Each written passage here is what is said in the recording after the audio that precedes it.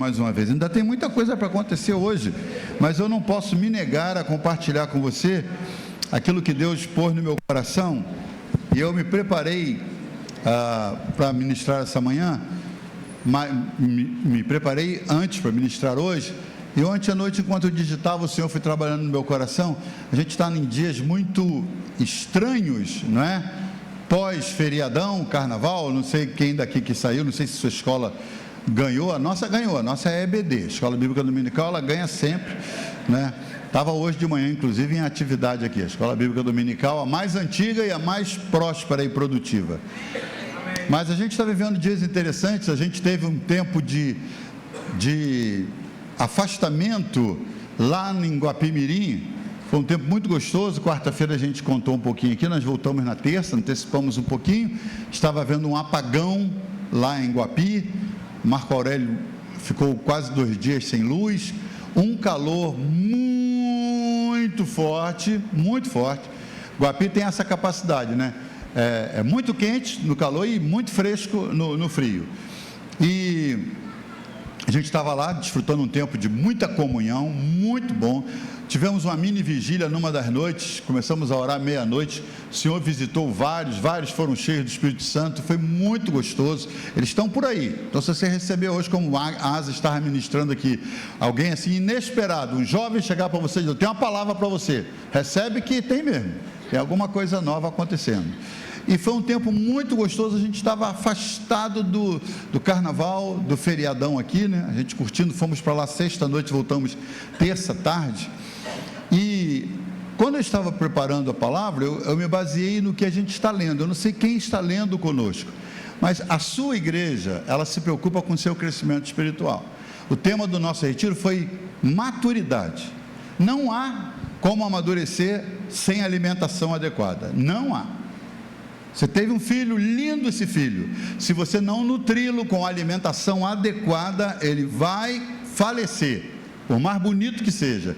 E a igreja tem esse papel de alimentar. O que vai estar acontecendo agora, você está sendo alimentado pela palavra. Então, a gente orienta para que você leia a palavra. Como facilitar isso? Eu não gosto, eu começo bem quando chega em Levítico, começa a ratear, e em Crônicas eu vou parando, e aí tal, ok.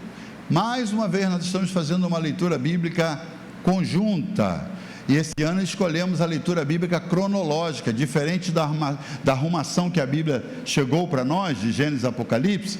A gente está lendo a Bíblia no relato conforme as coisas aconteceram. Então começamos com Gênesis, fomos até Gênesis 11, aí paramos, entramos em Jó, fizemos os 42 capítulos de Jó, começamos 1º de fevereiro, demos janeiro de folga, e estamos de volta em Gênesis, e eu estou curtindo de novo as histórias de Gênesis. E hoje, para quem está me acompanhando, hoje é Gênesis 30 e 31.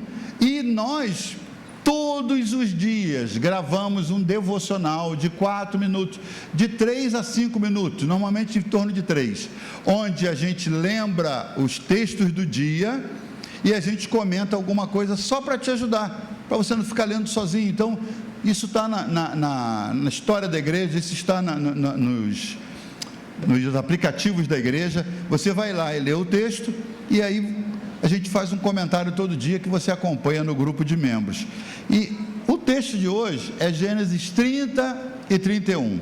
O que diz Gênesis 30? Diz assim, vou ler só os primeiros versículos. Quando Raquel viu que não dava filhos a Jacó, teve ciúmes de sua irmã e disse a Jacó: dê-me filhos, do contrário morrerei. Então Jacó ficou irado com Raquel e disse: será que eu estou em lugar de Deus, que a impediu de ter filhos? Aqui é uma briga de casal, um DR, né? Uma DR,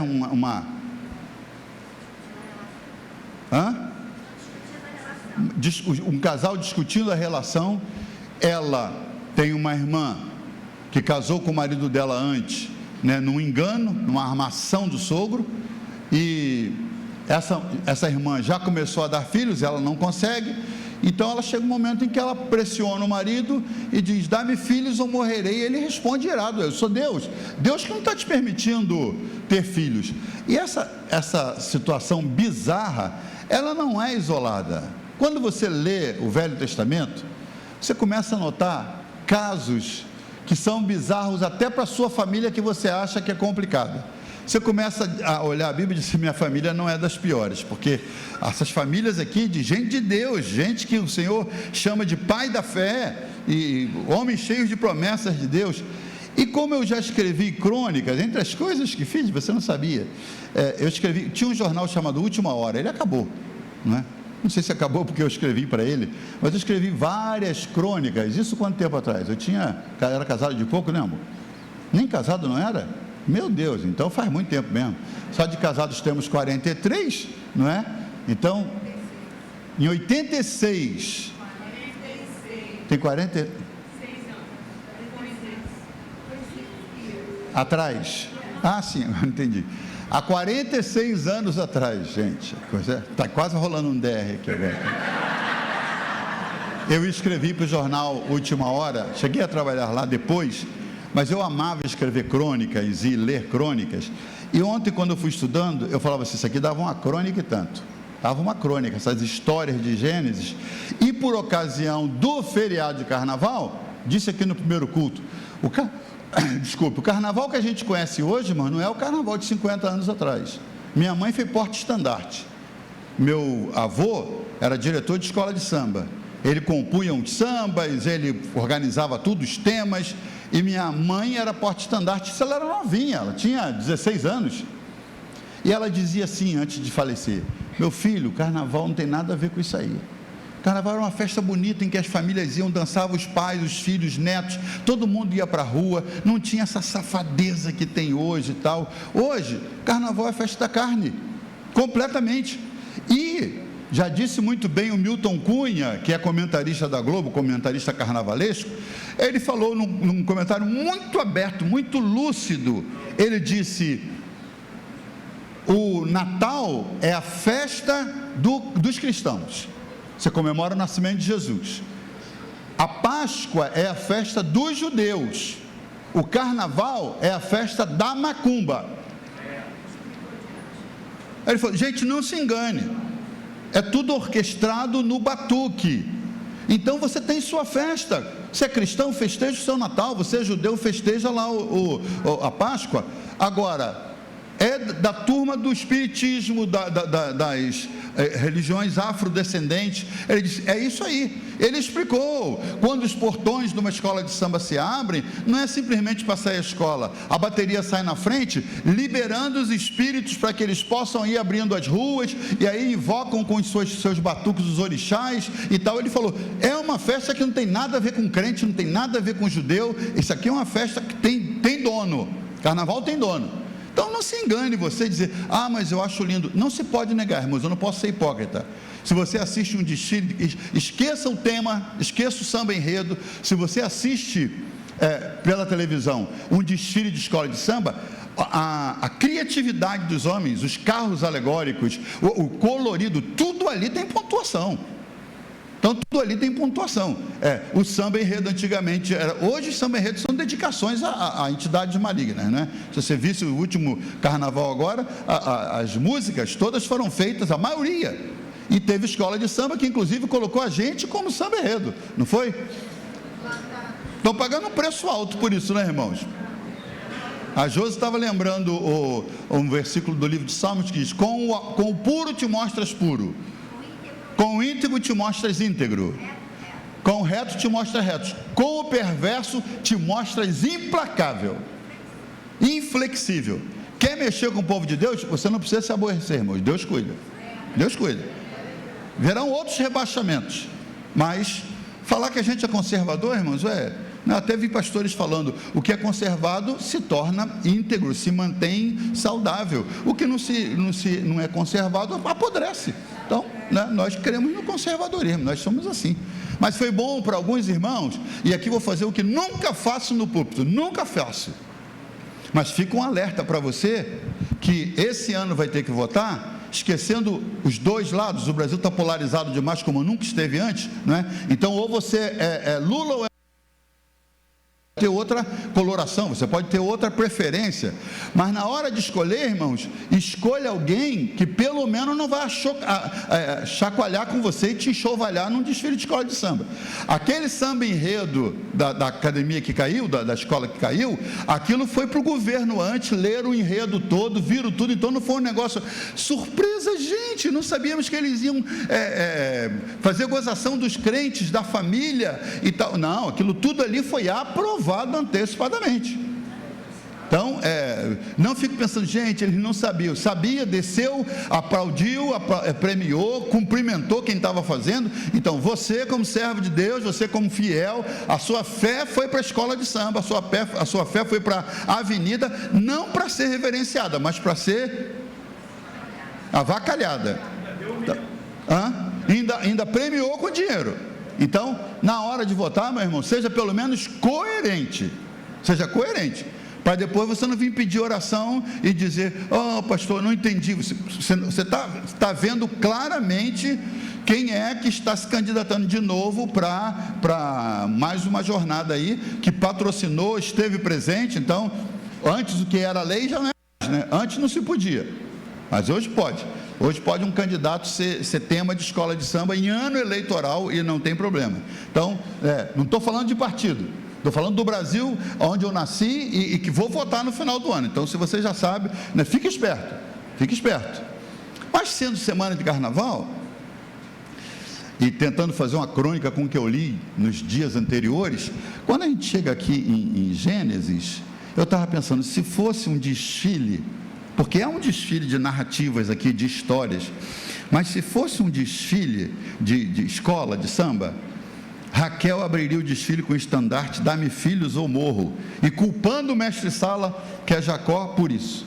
Logo atrás vem, na escola vem a ala das baianas, aqui vem a ala das jacobaianas, né?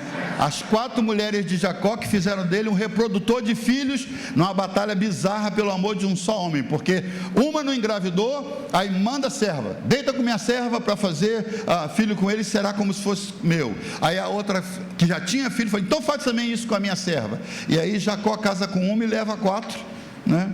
Como se uma não desse trabalho, o homem casa com 4. Tem que endoidar um cara desse, né? Com 4 mulheres. Aí vem a ala da bateria, que tem 12 irmãos, que desafinam o tempo inteiro, que são os 12 filhos de Jacó. O samba enredo puxado pelo mestre Labão me engana que eu gosto. Logo depois desse desfile insano que durou 14 anos, Jacó, que viveu com 4 mulheres, tem uma dúzia de filhos, chega a hora de voltar para casa, aí eu te chamo para a realidade. Por quê? Porque o sogro Labão convence Jacó a ficar mais 6 meses, mais 6 anos, a situação piora, até que Jacó parte com sua família. E aí termina essa saga dos desunidos de Canaã, né? Porque em toda essa saga, desde Abraão, o pai da fé, e aqui eu não estou falando mal de nenhum personagem bíblico, irmãos, estou comparando com a sua vida e com a minha vida para você se posicionar. Em toda essa saga, desde Abraão, nosso pai da fé, passando pelo patriarca Isaac, chegando até Jacó e alcançando seus 12 filhos, a palavra-chave era engano. A palavra que unia todas essas 4 gerações era engano. E engano não é mentira. Engano é uma mentira com pitadas de verdade. Por isso que ela não é rechaçada de início. Por isso que Abraão, mesmo sendo meio-irmão de Sara, na hora que ele vai lá para o Egito, sem orientação do Senhor, ele diz para Sara assim, diz para eles que você é minha irmã, porque na realidade não é mentira, mas ele era casado. O que ele queria esconder é que ele era casado com ela para que ele fosse poupado. Engano. Quem foi que inventou essa história de engano, irmãos? O pai da mentira. Ele é versátil. Lá no Éden, quando ele apareceu na primeira sessão espírita, onde ele incorporou da serpente, ele diz para Eva assim, o Senhor disse que não pode comer de árvore nenhuma, né? Não foi o que o Senhor falou. O Senhor falou, de todas elas, você pode participar, menos daquela.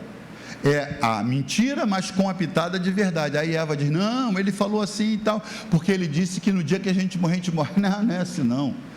Ele quis dizer que você vai saber igual a ele no dia, então é para que você não saiba igual a ele, mentira com pitada de verdade.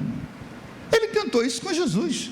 Quando Jesus estava no monte lá da tentação, depois de ser batizado, e ouviu o Pai falar, esse é meu filho, ele disse para Jesus, se você é o Filho de Deus, como nós ouvimos agora há pouco, pula daqui, porque diz que ele vai dar ordem para os anjos o tempo inteiro. Não era isso que o Senhor estava dizendo?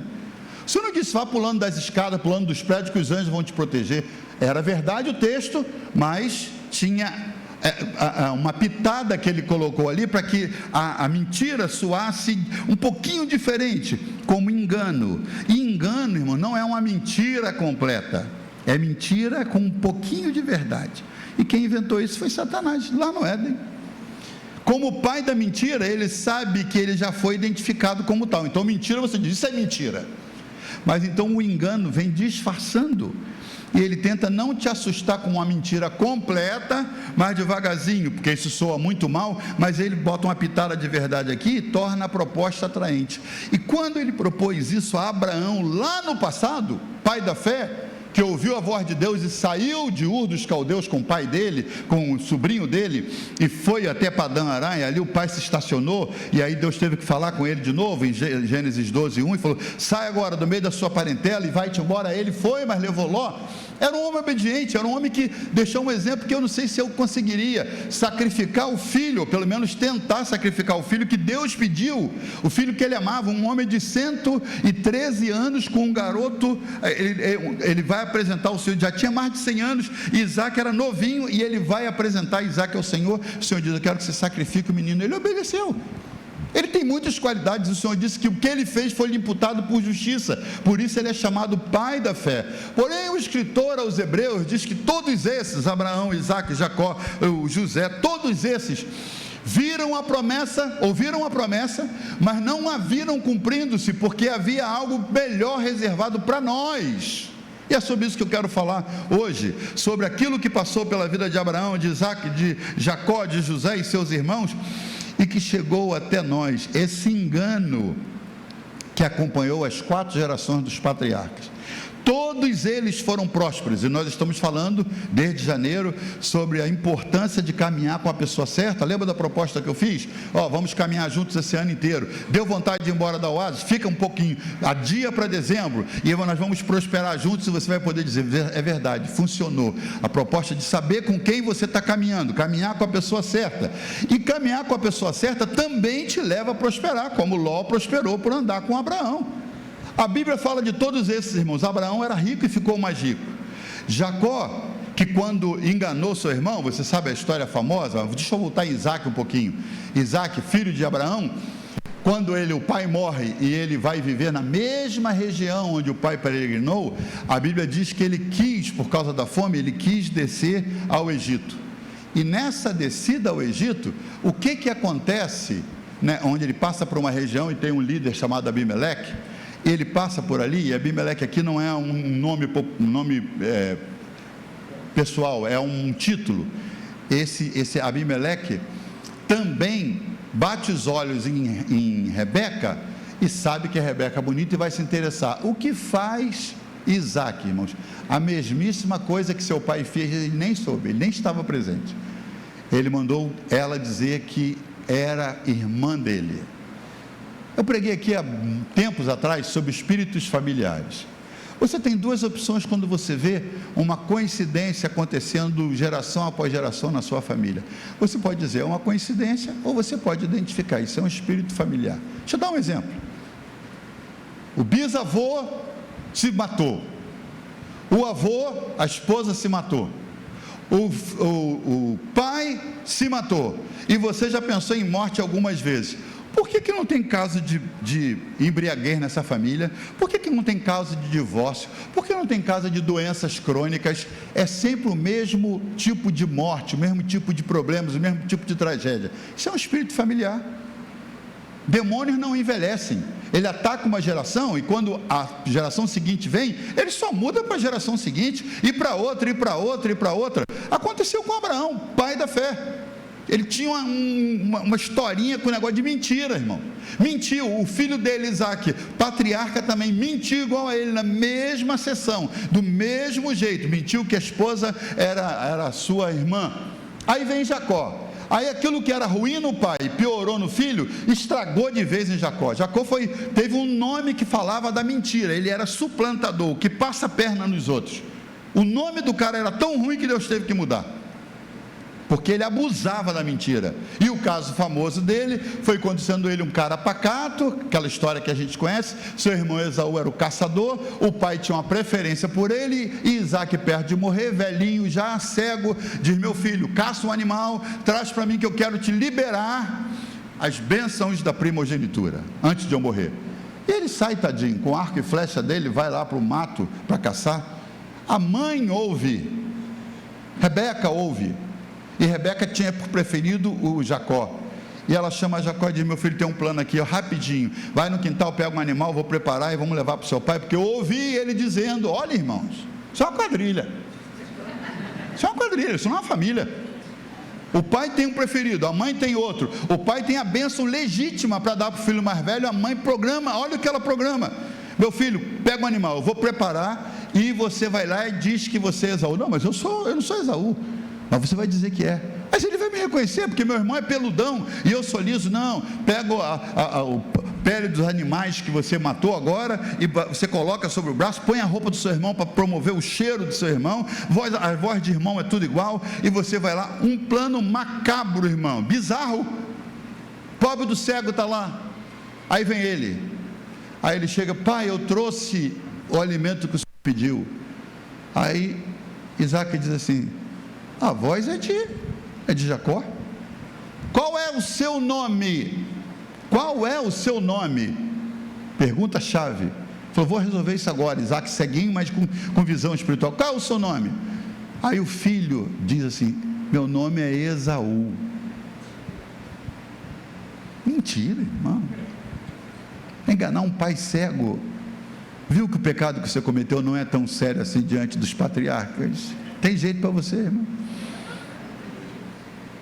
Aí o pai diz assim: chega mais perto para eu dar uma checada final. Aí ele estica o braço. Aí o pai passa. O pai falou assim: um é peludo, o outro não, eu sei disso. Aí o pai passa a mão no pelo de cabra lá. Aí fala: a voz. O pai ainda dá uma dica: a voz é de Jacó, mas o braço é de Esaú. Cadê? Aí ele me pergunta assim: e como foi que você conseguiu essa caça tão rápido, meu filho? Aí, irmãos, Deus que estava de longe fazendo assim, aí ele diz assim: Deus me abençoou.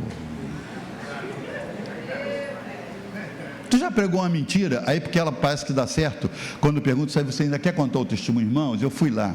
O cara perguntou quantos anos eu tinha, porque só pode trabalhar na firma se tiver menos de 50. Eu falei: não, eu tenho 47, eu tenho 55, irmão. E olha o que Deus fez. Deus cegou os olhos dele e ele me deu o emprego. E vem contar um testemunho desse? Vá longe com isso. Testemunho que você não pode contar os detalhes. Irmão, houve umas coisas que é melhor não mencionar, mas Deus estava comigo. Estava nada, mas tinha outra companhia. Deus me abençoou, papai. Ai, você foi rápido. E a mãe atrás da barraca.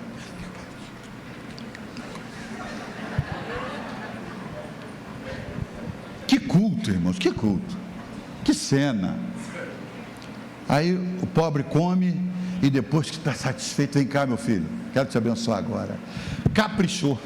Aquelas bênçãos todas que ele prometeu há anos atrás para o mais velho, ele agora deposita no cara mais novo: meu filho, você será senhor do seu irmão, você vai prosperar como não sei o que, e você vai ter, e você vai prosperar e vai desfrutar, e não sei o que, e tal, e entrega tudo. E ele sai dali gordo de bênçãos. E aí daqui a pouco vem o pobre, cansado, suado. A mãe nem ajuda a cozinhar, Esaú que vai para o fogão, cozinha tudo. Olha só, dentro de casa, irmão. Aí cozinha e vem lá: papai, eu trouxe. Pai, trouxe o quê? Sobremesa? Não, trouxe o seu prato. Eu almocei, rapaz. Almoçou da onde? E tal. E aí o pai e o filho descobrem que Jacó aprontou com a mãe. E o irmão Esaú desespera: pai, as minhas bênçãos já entreguei para outro. Pai, tem uma bênção? Tem não. Pai, ele chora: pai, nenhuma bênção. Pai, nenhuma bênção. Pai diz: não, O que o senhor tem para me dizer? Você vai andar pelos campos moribundo, você vai andar como um jumento solto aí, você vai comer o que sobrar dos outros, seu irmão vai mandar em você e tal. Bênção de xepa de resto de feira, irmão. Ele faz uma jura: eu vou matar aquele desgraçado. A mãe, que estava sempre por perto, antenada, o Wi-Fi de Rebeca, irmãos, pegava tudo, pegou e falou para ele: vaza que teu irmão jurou te matar, só vai esperar seu pai morrer. Aí tem uma cena ainda em que Jacó volta à presença do pai Isaac, e você pensa, agora vai haver uma reconciliação. Não há. O pai só diz: vai procurar uma mulher para casar lá na terra da sua mãe, e aqui está pegando, e ele vai. Não tem uma festa de despedida, não tem um abraço no irmão, ele some dali e vai debaixo de quê? O que ele leva na bagagem, irmãos? A mesma bagagem que seu avô Abraão tinha, que passou para o seu pai Isaac, que agora passou para ele. Engano, era a senha da família. Lá vai ele, chega lá, ele começa a curtir, mas antes ele tem um encontro com o Senhor. Lembra que nós falamos? Onde ele estabelece o dízimo: se o Senhor do meu pai, porque não era o Senhor dele ainda, me levar, me prosperar e me trazer de volta, de tudo que eu ganhar, tudo que Deus me der, eu lhe darei o dízimo. Ele faz o voto, Deus falou: vou ser contigo. Deus é tão misericordioso, irmãos, que Deus acompanha um sujeito desse. A sorte nossa é que a gente é igual a esses caras, e o Senhor é conosco ainda. Diz para o seu vizinho assim: ó, você é igualzinho. Joana até saiu, para não ouvir alguém dizer para ela: você é igualzinho. Luiz, você é igualzinho, Luiz, igual a mim. Lá vai ele, irmãos, para um rastro de engano, e chega lá, começa o tonho de volta, ping-pong começa. Vou trabalhar 7 anos por sua filha, estou apaixonado. Vamos embora. Você não tem nada para dar? Não, mas eu trabalho 7 anos de graça. Trabalhou 7 anos. Festa de núpcias, convidados, muita comida, muita gente. Aí ele vai, noite de núpcias, vai para aquela barraca bonita, para a lua de mel. Amanhece o dia, quando o sol nasceu. O que é isso? Casei com uma, levei outra. O que é isso? Vai falar com o pai: pai, não, mas fica tranquilo, é só a tradição local, irmão. Engano. Por que nunca conversou dessa tradição durante os 7 anos? Falou: você está trabalhando, você vai ter que casar com a outra primeiro. Não, é na noite de núpcias, depois de consumado, avisa: ó, você casou, mas você tem de... E a outra que eu me apaixonei, casa, trabalha mais 7, rapaz, aí vai para o você leva a outra. Passa uma semana de festa nupcial, aí ele leva a segunda esposa, aí cada uma vem com uma escrava, ele tem 4 irmãos, 4 mulheres, o cara casa com uma, leva 4, parece promoção de Norte Shopping, casa com uma, leva 4, parece que é uma coisa boa, é só luta, aí começa essa disputa, com quem ele casou, que se apaixonou, levou 14 anos, não pode dar filhos, começa a pressioná-lo: minha irmã já teve, eu não sou Deus e tal, e nessa briga insana, eles vão em frente. O que acontece? Jacó é enganado, Jacó engana, e para não perder do que ele tinha, na hora de ir embora, que o sogro diz: fica mais um tempo, ele fica mais 6 anos, são 20 anos que ele trabalha com Labão, e aí 4 mulheres, 12 filhos, aqui um rolo danado, aí ele faz aquela armação para as ovelhas dele nascerem salpicadas, malhadas e pintadas, ele corta nos troncos das árvores, ele coloca juncos raspados, para as ovelhas no acasalamento ficarem olhando para aquelas listas e nascerem listadas. Labão, que tirou todas as listadas e mandou esconder para elas não procriarem, não entende como é que Deus ainda abençoa o sujeito, que ele faz uma armação dessa e as ovelhas nascem listadas. Ele nunca viu tanta ovelha listada, malhada e preta. Está saindo isso, é porque ele tinha um acordo lá, apesar de ser Jacó, lá em Betel, quando ele falou: se o Senhor me abençoar, eu vou dar o dízimo de tudo. Deus falou: está fechado. O dízimo não te faz mais santo, irmão, o dízimo faz uma aliança com Deus. Você que diz: não, porque eu não sou. O dízimo faz uma aliança com Deus, ele passa a ser dono dos seus negócios. Expliquei isso, estou relembrando aqui. O dízimo, você estabelece uma aliança com Deus. Ele falou: de tudo que me deres. Deus não quer o dízimo do que Ele não te dá. Joguei ali: pastor, tive um sonho com o senhor, joguei no bicho. sei lá que bicho que ele jogou, pensando em mim. E olha, pastor, Deus ainda me abençoou. E ganhei um negócio, aqui está o dízimo. Leva isso para lá, irmão. Isso não foi Deus que te deu, não. Não vem com isso. É de tudo que me deres, eu te darei o dízimo. É dinheiro honesto, dinheiro ganho com a ajuda de Deus. Aí ele faz aquilo e enriquece, enriquece, enriquece. Eles tinham a veia do engano e da prosperidade. E enriqueceram, enriqueceram, ele vai embora. E aí os 12 filhos de Jacó, irmãos, como eu falei, parece que é uma bateria que não ensaiou, se desentendem o tempo inteiro. Esses 12 brigam entre si, mentem para os filhos de Siquém, quando eles saem de lá da Mesopotâmia e vêm para as terras de Canaã. Eles dizem para os filhos de Siquém que eles têm que se circuncidar para poder entrar para o grupo. Eles se circuncidam. Quando estão na recuperação, eles matam os homens de Siquém, enganando de novo. O engano continuava frutificando na família, prosperando na família. E aí depois disso, eles pegam o seu irmão José e vendem, trazem a túnica, que eles tinham raiva daquela túnica, que era a distinção de que José era preferido do pai. Pegam aquela túnica, sujam no sangue de um animal, olha a trama, e chega para o pai e diz: olha o que nós achamos, vê se é do seu irmão. Verdade misturada com mentira. Vocês sabiam que era. Jacó chora por um defunto vivo. Houve uma história que o inimigo conta no ouvido dele, foi uma fera que comeu.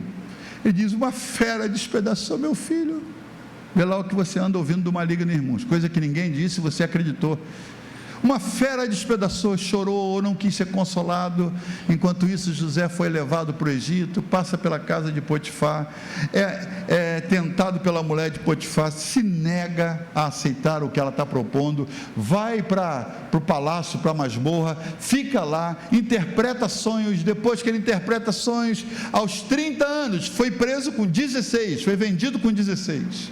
Aos 30 anos, ele sobe a primeiro-ministro. Aí vem os primeiros 7 anos de fartura, e ele administra o Egito, junta muito, faz muitos celeiros novos, até que começam os anos da escassez, e o mundo inteiro vem ao Egito comprar comida.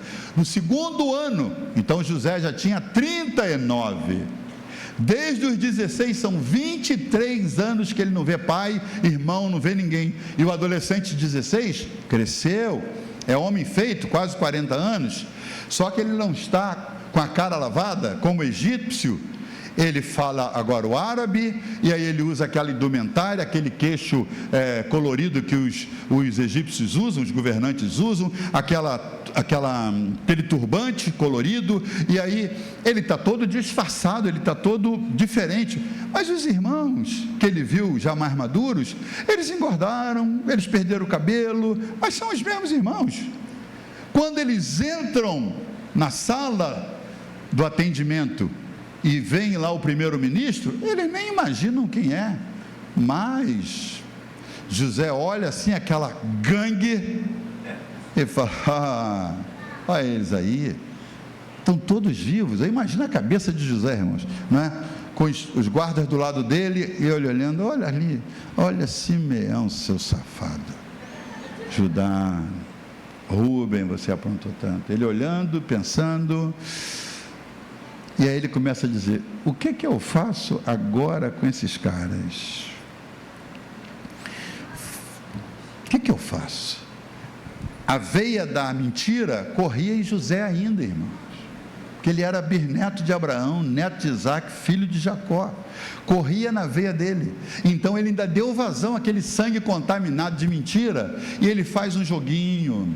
Ele não fala o idioma dos irmãos quando ele entende tudo. Ele usa um tradutor. A Bíblia diz que ele usou um intérprete, olha só, para fazer uma cena. Usa um intérprete, os irmãos falando em hebreu, em hebraico, ele entendendo, mas ele diz: o que ele está falando? O que eles estão falando? Falando assim, sim. Os irmãos se explicando. Ele faz uma armação, quero ver o outro irmão, que vocês vieram para espiar. Não viemos, nós temos um outro filho, quero conhecer esse garoto.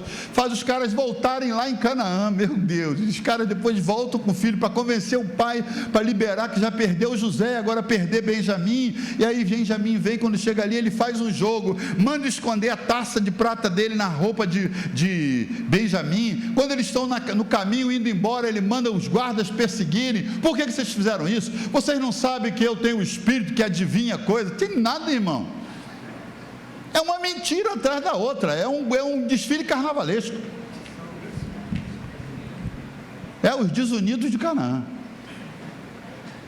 E aí os caras começam a desesperar, quando ele diz: não quero nada com vocês, eu só quero o seguinte, aquele que estava com minha taça de prata, esse vai ficar como escravo, os outros podem ir embora. Ele sabia que ele estava mexendo na ferida, e que o irmão legítimo dele era o Benjamim, filho do mesmo pai e da mesma mãe. Então ele diz: o senhor nos dá um minutinho, por favor. E José diz: pode falar, com o intérprete sempre. E os caras se explicam: meu senhor, é que o nosso pai já é velho, e ele sofreu há anos atrás uma perda muito grande, o filho preferido dele morreu. Eles acreditavam que tinha morrido, irmão. Mentira é um negócio que você fala tanto que você acaba acreditando. Tem um amigo nosso que ele tem menos de 1,70 m, mas ele garante que ele tinha 1,85 m. Ele fala isso tantas vezes que falou: quem cortou as pernas desse cara e fez um implante para diminuir? Não é possível. Mentira é um negócio que você fala tantas vezes que você acaba acreditando. O cara diz que foi a Paris, nunca foi a Campo Grande, mas ele fala que foi a Paris. Um dia ele mesmo acredita. Não, quando eu estive em Paris foi muito interessante, porque ele já falou tantas vezes que ele acredita. Aí eles disseram: nosso pai, ele quase morreu quando perdeu o filho que ele tinha, o filho que se perdeu, o senhor não sabe, mas foi uma coisa muito trágica, né?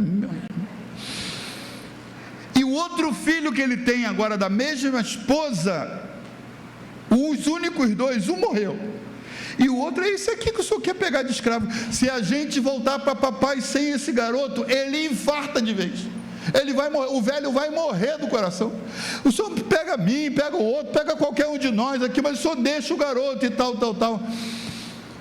E a veia da mentira: vou armar com esses caras, vou fazer eles pagarem, porque eles estavam pagando ali, E José: vou pagar, agora vão pagar. Justiça merecida, irmãos, merecida. Foram maus, foram sanguinários, mataram os siquemitas, mereciam. Mas naquela hora ali, a Bíblia diz que, a Bíblia mostra, a gente estuda isso em teologia, que José era um tipo de Jesus. Ele não era o mais velho, ele não era Judá, que deu linhagem a Jesus, ele não era Rubem, ele era um Josézinho, um Zezinho, que foi vendido, foi para outro lugar. Mas naquela hora a Bíblia diz que ele gritou assim: saiam todos, e saíram todos os servos, ficou só ele com os irmãos.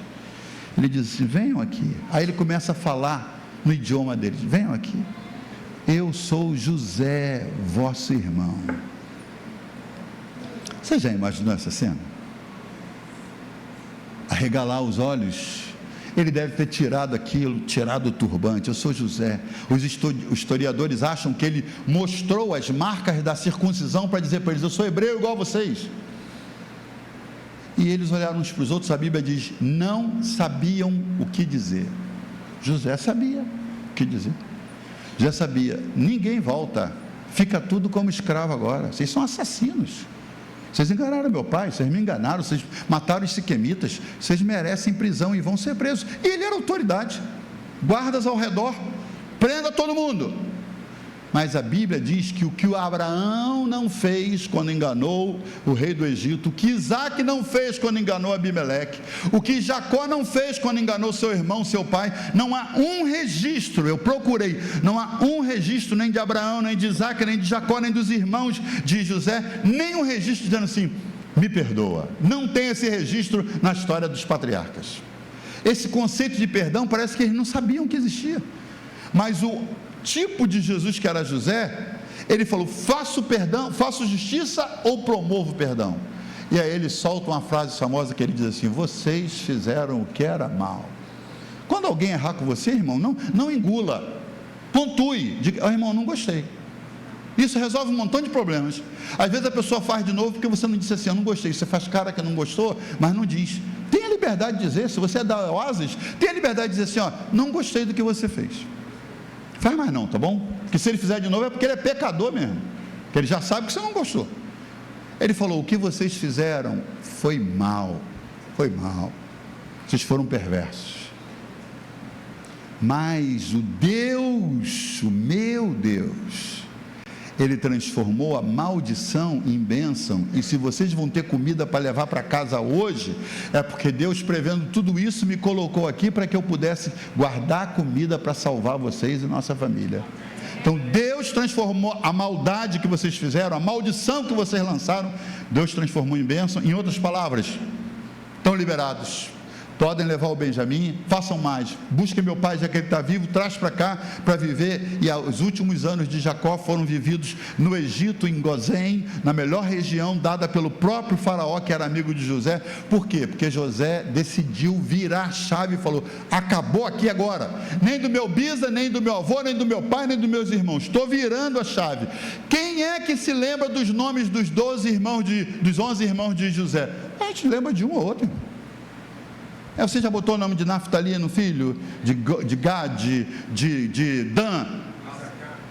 Issacar? Por quê, irmãos? Porque eles não foram relevantes.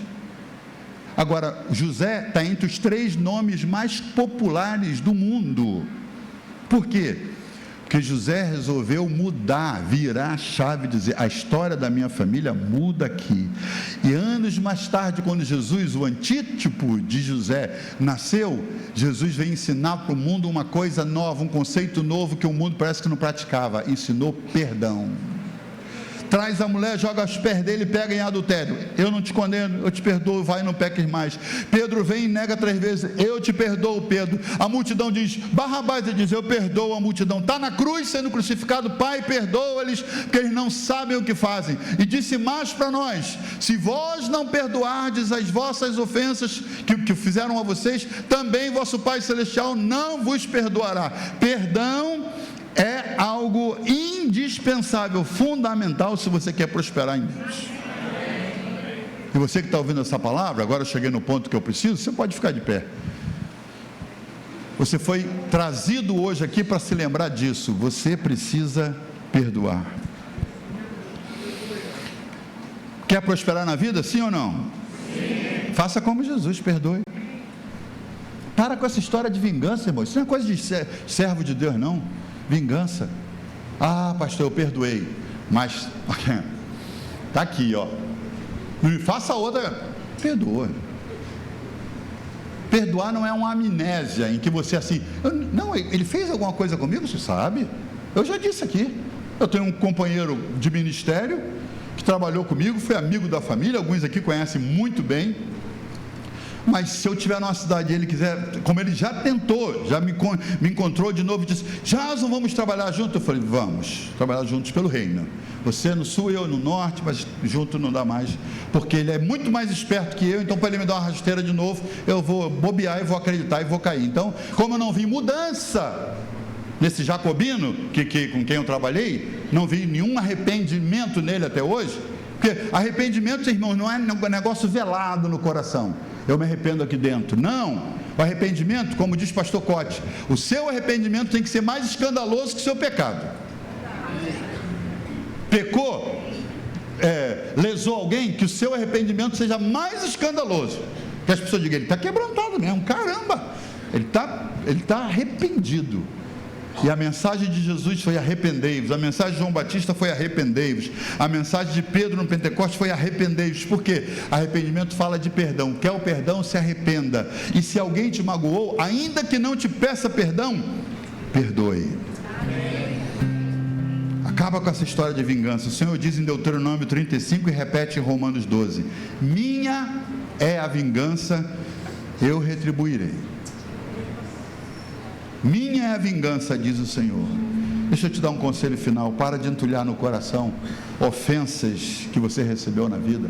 Gente boa que pode prosperar, que tem um ano de 2026 ainda quase que inteiro, tem 10 meses pela frente para receber de Deus o que não recebeu a vida inteira, e nós estamos como pastores profetizando e liberando isso todo dia. Por que não recebe? Porque o coração ainda é um baú de ofensa.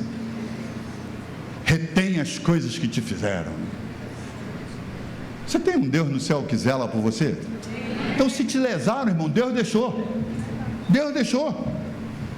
Foi o que Jacó falou no texto que nós lemos aqui, quando a mulher disse para ele: dá-me filhos ou eu morro. Ele falou: sou eu, Deus. Deus que não deixa você gerar filho, não tem nada a ver com isso.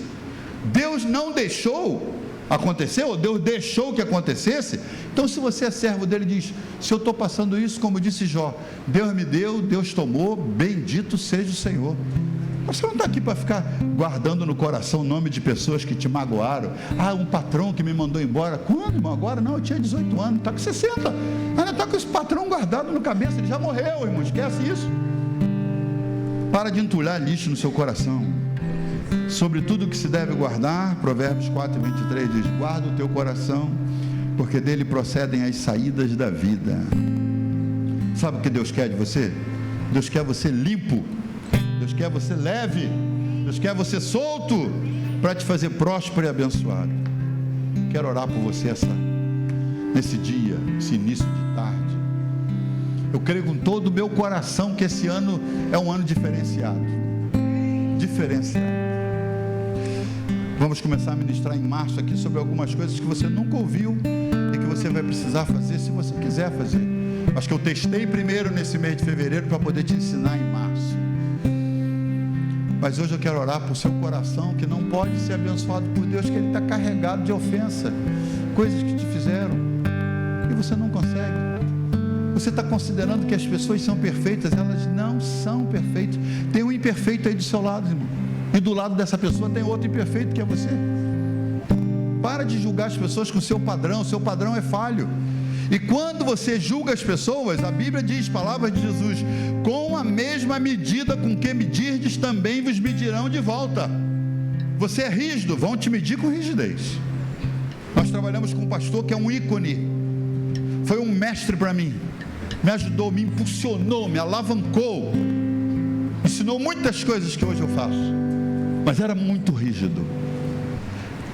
Jovem não pode usar bermuda, não pode jogar bola, rígido, homem de Deus, usado poderosamente na palavra, sinais e prodígios. Viajamos juntos, vou falar mais um pouco, ele vai identificar, mas como apreciávamos, mas ele era muito rígido. Um dia ele escorregou e caiu, e quando ele chamou os líderes para fazer reunião, ele disse: estou aqui, estou pedindo perdão, quero manter minha posição e tal. Sabe o que os líderes disseram para ele? Pastor, a gente vai te julgar do jeito que o Senhor nos ensinou a julgar as pessoas. O Senhor não tinha conversa, não tinha desculpa. Foi a lição que nós aprendemos, foi a escola que o Senhor nos matriculou e nos ensinou. A gente vai fazer desse jeito. Não houve misericórdia, perdeu a direção da igreja gigantesca que estava sob seu comando, e não aceitou, mas teve que sair. Com a mesma medida com que você mede, você é misericordioso, você é perdoador, Deus vai usar isso quando você precisar. Você é generoso, Deus vai usar isso quando você precisar. Com a mesma medida com que medirdes. Qual é a receita para hoje? Limpar o coração. Zera esse coração. Eu estou proclamando hoje aqui uma virada de chave na sua história, meu irmão. Como Zezinho, da história que nós lemos, José viu aqueles irmãos ali, tudo bandido, mas ele disse: vou mudar a história de vocês hoje, vou perdoar, estou virando a chave, vou dar um lugar bonito para vocês morarem aqui no Egito, vou dar um lugar para vocês prosperarem, vou trazer vocês para viver perto de mim, já que eu mando nesse país, vou abençoá-los, em vez de julgá-los com rigor, em vez de mandá-los para a prisão, ele perdoa e libera, apontando para um Jesus que viria e que nos ensinaria a perdoar. Você precisa essa manhã encher seu coração de perdão, acabar com esses julgamentos que você faz tanto e dizer: Senhor, me limpa o coração. E o melhor disso tudo, o perdão do Senhor continua fluindo, como nós cantamos no início. Quero fluir os teus rios. O rio do perdão dele continua fluindo essa manhã. Eu tenho 2 convites para fazer, para você que diz assim: eu preciso que orem por mim, porque meu coração está machucado, está ofendido, eu preciso liberar. E quero convidar também você que diz: eu preciso do perdão de Jesus para virar a chave na minha vida. Enquanto enquanto nós cantamos, você vai ter a oportunidade de sair do seu lugar e a sua história muda hoje, em nome de Jesus.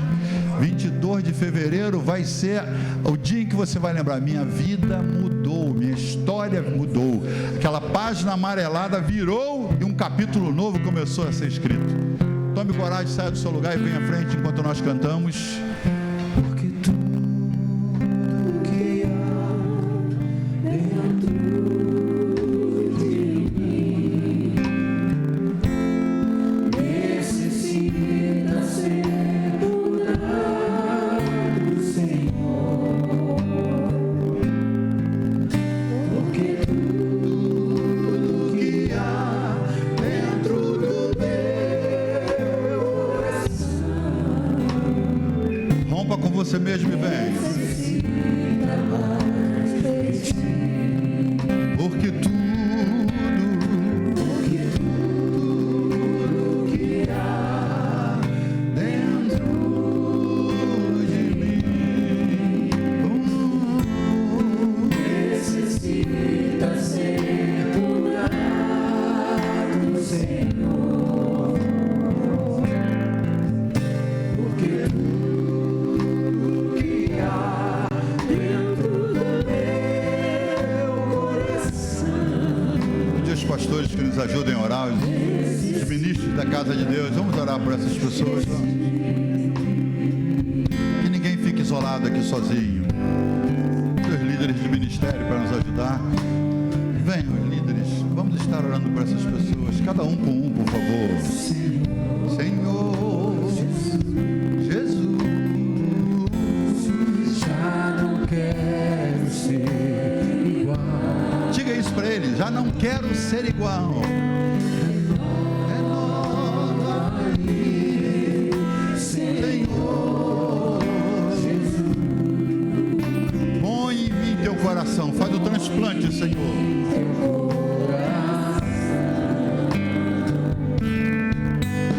Porque tudo que há dentro de mim necessita ser mudado, Senhor. Porque tudo que há dentro do meu coração Necessita mais de ti.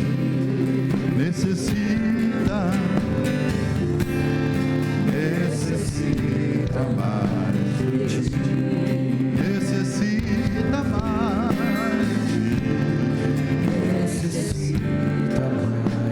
de ti. Pai, eu me uno aos meus irmãos que estão intercedendo por esses que de joelhos ou de pé se prostram diante da tua presença. Corações estão se prostrando agora de gente que está dizendo: eu não quero mais ser assim. Eu não quero mais ser o mesmo. Tudo que há dentro de mim necessita ser mudado. Nós estamos cantando e essa é a canção do nosso coração desesperado essa manhã. Senhor, nós declaramos mudança na história dessas pessoas. A virada na chave, Senhor, para que uma nova história seja iniciada agora. Pai, em nome de Jesus nós ministramos, em nome de Jesus, e viemos declarar mudança de vida, Senhor, mudança completa, Pai, em nome de Jesus. Confirmamos, Senhor, em nome de Jesus. Em nome de Jesus, Tu sabes o que cada um espera de Ti, Senhor. Tu sabes, Pai, em nome de Jesus nós declaramos que a chave seja virada em uma nova história, Senhor, um novo capítulo, em nome de Jesus.